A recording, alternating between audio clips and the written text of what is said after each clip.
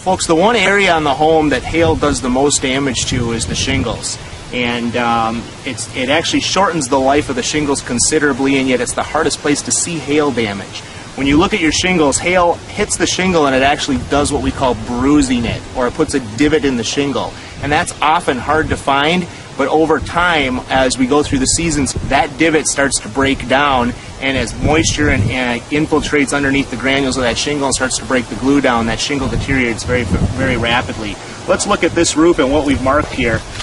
If you look, we've got an area here that we've circled, and that's probably hard to see, but you've got an area here where the granules are soft. They've been embedded into the matting of the shingle, and you can feel a little divot there if you run your finger over at that. That's a perfect example of what hail does to a shingle.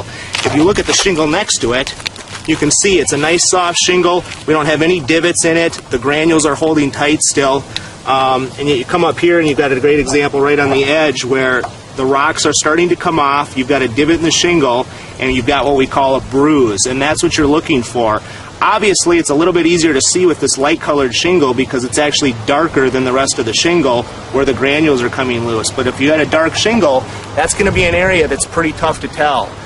Bottom line, folks, if you've got collateral damage on their home, if you've got damage to the soft metals, you want to call your insurance company because your adjuster's trained to find those divots in the shingle. He's got a trained eye for it, and you want to make sure that your shingles didn't get damaged by the hail that came through. And if they did, your insurance company wants to put a new roof on for you because they want to protect their investment as well. Now, folks, when you're inspecting your home, be safe when you're doing it. A lot of homeowners don't want to get up on their roofs, and a lot of homes you shouldn't get up on your roofs. There's a lot of homes that we don't even get on the roof, folks, because they're just not designed to have people out there without the right scaffolding and equipment set up.